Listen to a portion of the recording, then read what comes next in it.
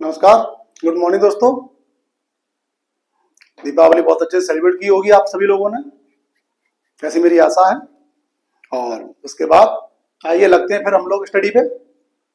तो जैसा कि आप देख पा रहे हैं कि दिस दैट दीज दोज, हमें इसका यूज आपको आज बताना है। Use of this that these those का प्रयोग इंग्लिश में, ठीक है। देखिए भाई, कहां पे हम दिस का प्रयोग करते हैं और कहां पे दैट का प्रयोग करते हैं, कहां पे दीज का प्रयोग करते हैं, कहां पे दोज का प्रयोग करते हैं। देखो, इससे पहले मैंने आपको नाउंस पढ़ाए थे। क्या पढ़ाए थे? नाउंस। और नाउंस में मैंने आपको सिंगुलर प्लूरल भी पढ़ाया था। सिंगुलर मतलब जो चीजें क्या होती हैं, that are one in numbers, ऐसी वस्तुएं जो कि वन है, संख्या जिनकी एक है, वो क्या है? सिंगुलर है। और plural that are more in numbers, क्या है? वो प्लूरल है। तो ये चीज आपको यहां देखनी होगी कि दिस और दैट, ये इनका यूज हम कहां करते हैं?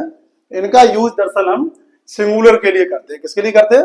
सिंगुलर के लिए करते हैं, ठीक है। दिस और सॉरी, बार बार चेंज नहीं हो रहा। तो दिस और दैट का यूज कहां करते हैं?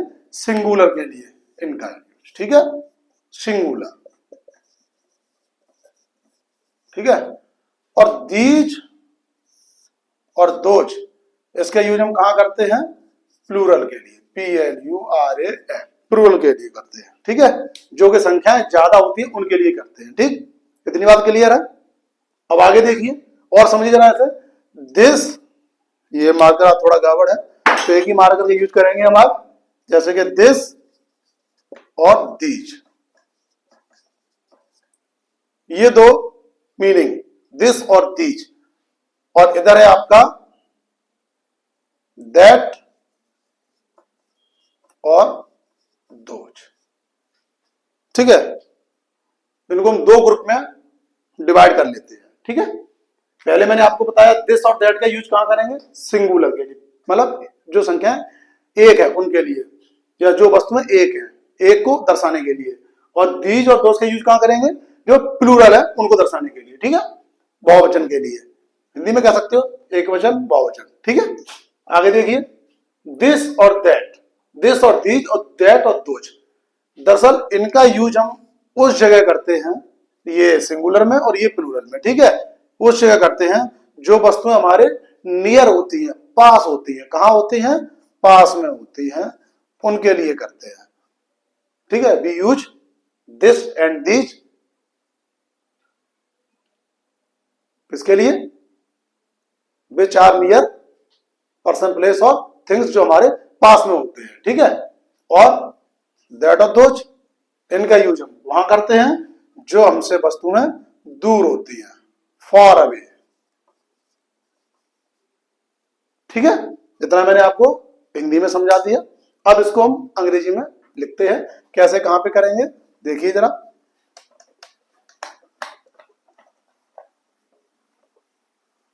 सबसे पहले आते हैं दिस और दीज के यूज के लिए, ठीक है। तो लिखो, बी यूज दिस, इसको लिख लीजिए सिंगुलर, सिंगुलर। इससे आप समझ जाएंगे कि इसका यूज हम कहां करते हैं। इसका यूज दरअसल हम करते हैं सिंगुलर में। B use this singular, and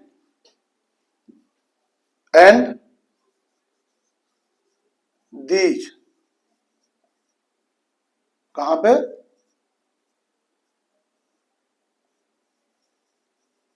plural, ठीक है। To talk about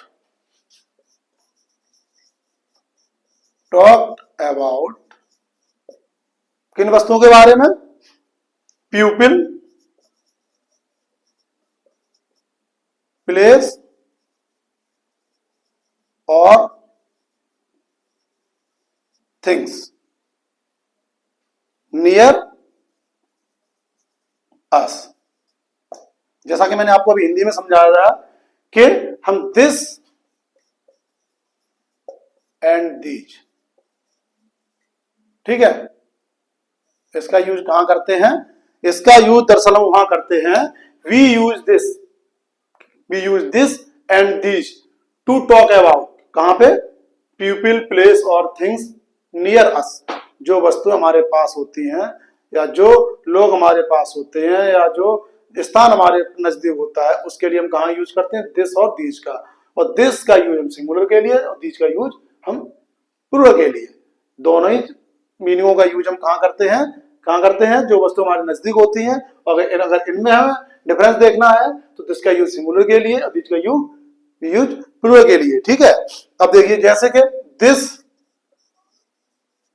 is pencil, ठीक है, क्या ये है पेंसिल है, या दिस इज मार्कर, यहां भी हम दिस का यूज करेंगे। ठीक है, आगे देखिए, और जब पेंसिल ज्यादा हो तो दीज आर पेंसिल्स, ठीक है, दीज आर पेंसिल्स। ये हो गया तुम्हारा यूज का आएगा दिस और दीज का। एक बार फिर देख लीजिए, दिस का यूज करते हैं हम सिंगुलर के लिए, दीज का यूज करते हैं प्लूरल के लिए, और दिस और दीज दोनों का ही ओवरऑल यूज हम कब करते हैं, जब वस्तु हमारे नजदीक होती है। तो दिस और दीज का हमने यूज आपको बता दिया। ठीक है, अब आइए दैट का यूज, किसका यूज, दैट का यूज। ठीक है, देखिए, we use that, we use that, इसमें लिख लो वही सिंगुलर एंड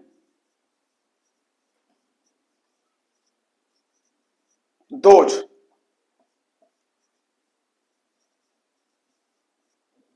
प्लूरल। ठीक है, टू टॉक अबाउट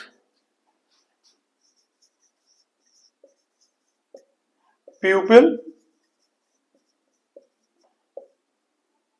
प्लेस और थिंग्स अबाउट क्या है, फ्रॉम पीपल, प्लेस और थिंग्स अवे फ्रॉम अस। ठीक है, कहां यूज करते हैं, वहां यूज करते हैं जब वस्तुएं हमसे क्या होती हैं, अवे फ्रॉम अस, हमसे दूर होती हैं। वहां पे हम किसका यूज करते हैं, दैट और दोज का। बस इतना डिफरेंस है कि दैट का यूज करते हैं सिंगुलर के लिए और दोज का यूज करते हैं प्लूरल के लिए। क्लियर है, we use that singular and those plural to talk about people, place और थिंग्स अवे फ्रॉम अस। ठीक है, अब इसका एग्जांपल देख लीजिए, जब पेंसिल हमसे दूर रखी, जैसे उसमें क्या था कि दिस इज पेंसिल, तब पेंसिल हमारे नजदीक थी, और जब पेंसिल हमसे दूर हो जाएगी तो हम क्या करेंगे, दैट इज पेंसिल। इसका मतलब क्या है कि पेंसिल अब हमसे दूर रखी है, और जब यही बहुवचन में बात की जाएगी तो दोज आर पेंसिल। ठीक है, ये है दिस और दो, दिस, दैट, दिस और दोज का यूज।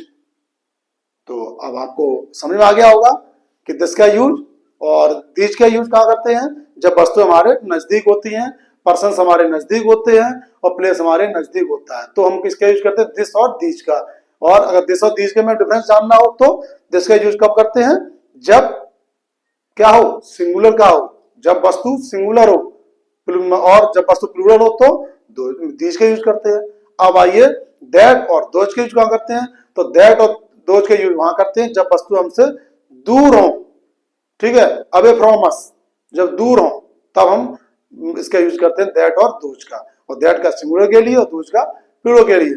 तो ओवरऑल हमने आज आपको दिस, दैट, दीज, दोज, इनका यूज कहां करते हैं, कैसे करते हैं, इसके बारे में हमने आपको बताया, और आशा करते हैं आपको समझ में आया होगा।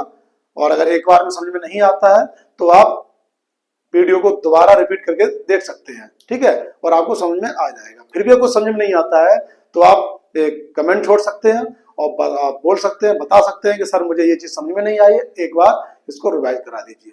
तो हम रिवाइज करा देंगे, और हो सकता है कहीं मेरे से पढ़ाने में जल्दबाजी में या कैसे भी है बाई चांस मुझ पर कोई मिस्टेक हो गई हो तो आप मुझे बता सकते हैं बेझिझक। ठीक है, तो बहुत बहुत धन्यवाद।